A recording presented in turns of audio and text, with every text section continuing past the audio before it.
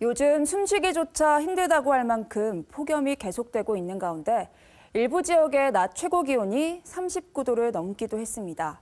전국 대부분 지역에 폭염특보가 발령된 가운데 태풍 카눈이 북상하고 있지만 폭염은 태풍이 지나간 뒤에도 계속될 전망인데요. 폭염 피해도 매일 늘어나고 있습니다. 이로 인해 폭염 위기 경보 수준도 가장 높은 단계인 심각으로 상향되면서 각 지자체들과 공공기관은 비상입니다.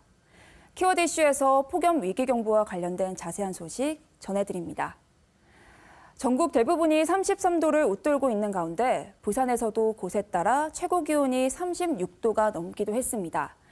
이러한 더위는 장마철이 끝나기 전인 지난 7월 말부터 시작됐습니다. 뜨거운 고기압으로 인해 열이 겹겹이 쌓였기 때문인데요. 폭염이 계속되며 현재 전국 180개 구역에서 폭염특보가 발효 중입니다. 폭염특보는 폭염으로 여러 피해가 발생할 가능성이 있을 때 발효되는데요.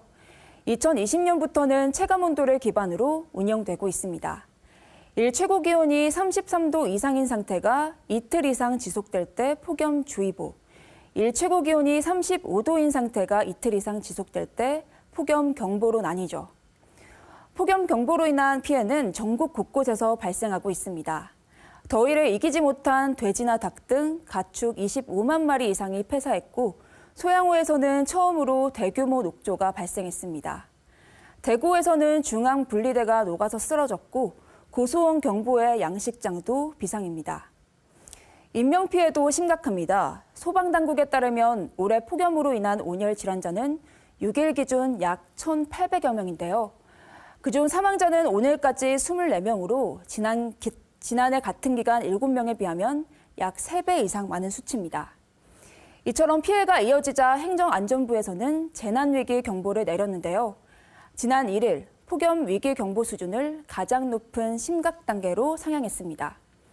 폭염으로 심각 경보가 내린 것은 2019년 이후 4년 만입니다. 폭염 위기 경보가 상향되자 관계부처와 지자체, 공공기관들은 대책 마련에 고심입니다.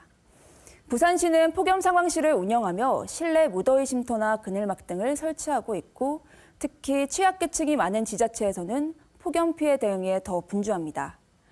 쪽방촌이나 저소득층의 경우 폭염 피해에 제때 대응하기 어렵기 때문이죠.